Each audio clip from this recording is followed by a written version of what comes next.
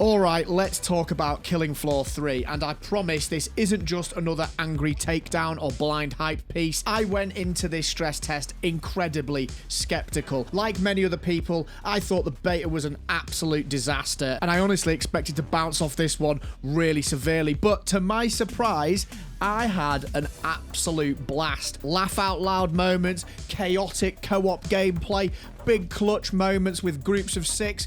Me and my friends had a great time, but before I get ahead of myself, let's break this down properly. We're going to look at the good, the bad, the community drama, and whether this game actually has a shot at living up to its legacy. Just for a bit of context, I'm not some long-time Killing Floor 2 loyalist. I really enjoyed my time with Killing Floor 1 back in the day. That gritty, clunky, janky chaos, that was my jam. When 2 came out, honestly, I just never really got it and never really gelled with it. There was just something about the feel and the tone, it just didn't land with me, and I actually tried to play Killing Floor 2 again recently just to have it fresh in my memory.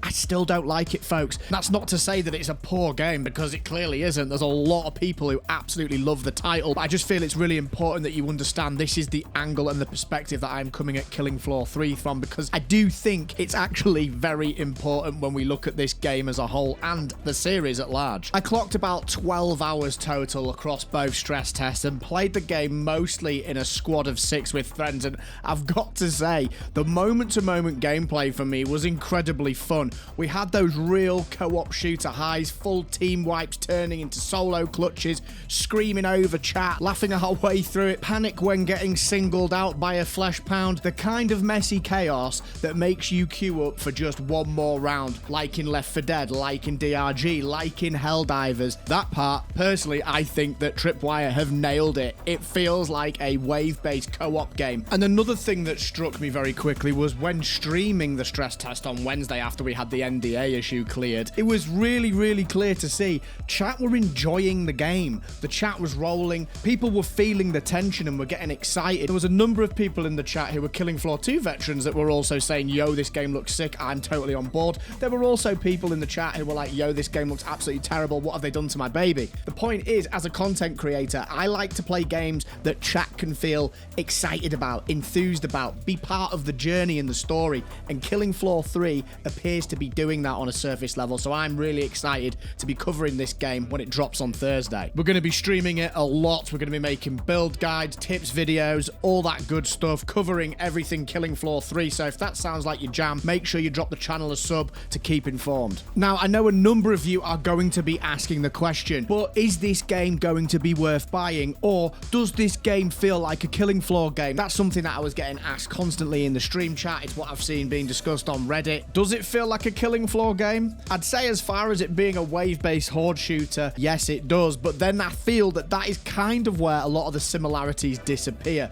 It obviously does not feel anything like the dated, janky Killing Floor 1 with no sprint options and all the kind of grotesque, really grimy looking levels and enemies. Does it feel like Killing Floor 2? No, I wouldn't say so, but for me personally, that isn't a bad thing, and I think this is kind of where we have the problem. If you're looking for a game that plays like Killing Floor 2 in terms of its movement, in terms of its art style, in terms of the gunplay, you are going to be incredibly disappointed. I can't sugarcoat that any other way. A lot of people are saying it doesn't feel like the worthy successor to Killing Floor 2, and if that is your opinion, I could totally empathize with you, because I had this exact experience when Blizzard started taking Diablo to Diablo 3 and Diablo 4. I absolutely hate what they've done to that game series. I just wish they'd stay true to their roots, but unfortunately they haven't, and I feel like this is kind of the progression of Killing Floor, and unfortunately it's not going to please veterans of the series. I think that's already very clear. The movement and the gunplay are two areas of real polarizing opinion at the moment. If you go onto Reddit, there are so many differing opinions.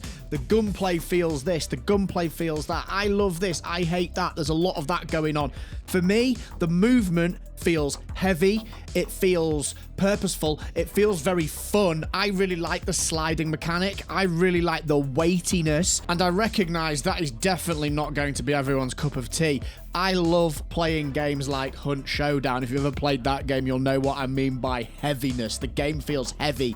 The movement almost feels a little bit janky, but with that, it adds tension. I feel like Killing Floor does that a little bit. I like it. I think it feels great, and the gunplay, for me, feels epic. It feels thuddy. The weapons sound great through a pair of headphones. I've seen some criticizing of the weapons all looking the same and not futuristic enough and really generic. I saw someone in my stream say it looked like Temu Doom, which made me spit my drink out. Very funny. But I actually really like the way the gunplay feels. I feel like it feels pretty snappy and responsive. I don't buy into the fact that people are saying that the gunplay sucks. That's just not my experience at all. Again, just an opinion. You'll probably need to try it before you make your own decisions, folks. I feel like they're trying to appeal to a broader audience with this one, and I'm not alone in thinking that. A lot of people on Reddit have been saying things like it looks generic, it looks plastic, it looks corporate looking, and to be honest, I can kind of see where they're coming from. It does look quite generic in that sense. I like the art style, but I can totally understand why people would say that when we look at the previous titles. That being said, I don't think the game's soulless, and I think Tripwire are trying to perhaps modernize the aesthetic without totally losing the identity. They've already made some really positive visual changes from the beta, swapping out those bright maps with darker, moodier lighting, and that does show that they are listening to the community. I will say, though, a criticism I do have about the colour palette of the game is it just seems really grey. Like, when you enter bullet time, that flick to grey, in some cases I can't even really tell. So I do think they have got a little bit of issue with the visual presentation. I also noticed in the graphics settings that you don't seem to be able to take off upscaling, which is a bit of a concern, and you can probably see in the footage from the stream in the background, there is a bit of a blurry, murky feeling going on, and I'm wondering if it's something to do with the lumen settings that I had on. I would definitely like it to look cleaner, especially given how busy the game can get. The Z animations are also an area that Tripwire have been working on since the beta, and they have improved what we had in the beta, but I still think there is a bit of work to be done here, and I imagine they probably know that themselves. There's just certain things that don't look quite right. The flesh pounds just don't really look smooth when they put their arms up. It's almost like they're missing bits to the animation. It doesn't look as smooth as you'd expect a AAA game to look in this day and age, and there was also instances where enemies were jumping like onto staircase railings, but they would just almost clip through them.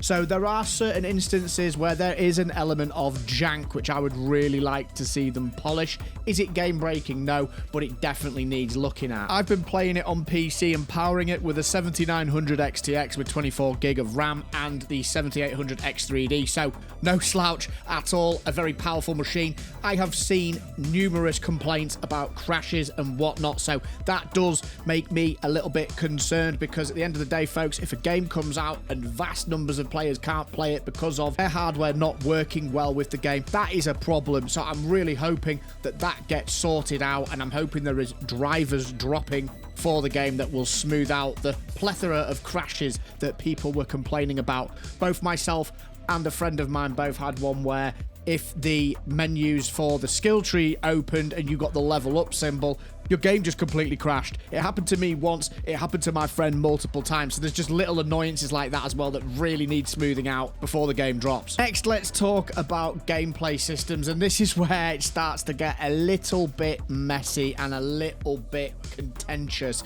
I'd say there's a lot of fun but weird choices being made at the moment. The specialist system, in the stress test, your perks are tied to specific characters. This felt really restrictive, and honestly, it goes against the flexibility that made Killing Floor 1 and 2 fun to replay. Thankfully, Tripwire have acknowledged this and said they'll change it, but when and how long will that take? It seems like a really strange decision to almost make a backward step with that. Leaves me scratching my head a little bit, folks. They've also made the decision that you no longer level up perks during a match. It all happens post-game. That is very counter what the Killing Floor series was all about. It removed the feeling of getting stronger in real time, which was a really satisfying part of the earlier games, but then again, despite that, everything happens post-game, and they've now got this really interesting progression system. The skill tree is looking a lot more complex. It actually reminds me a little bit of Borderlands, or maybe the original World of Warcraft skill trees. You'll know what I mean by that if you take a look, folks. And on top of that, the loadout system, which was probably the thing that had me the most grip, because I'm a sucker for making builds and all that good stuff.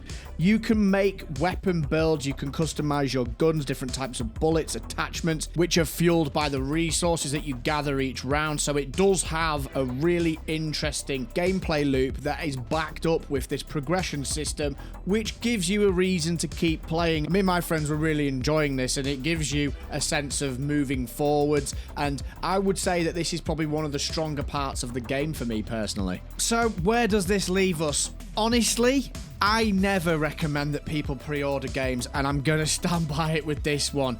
I think Killing Floor 3 has got so much potential, and because I'm a content creator, yes, I will be buying this game at release. It's got some really great potential. It's definitely going to be fun with a squad. It has epic co-op moments that actually feel rewarding. The gunplay feels tight. The movement's exciting. The progression systems are there to keep us playing. And if Tripwire really listens, and we've seen them do it before with Killing Floor 2, because we know that Killing Floor 2 did come out as a mess, and even though I don't like it, it's turned into an absolute classic that people love.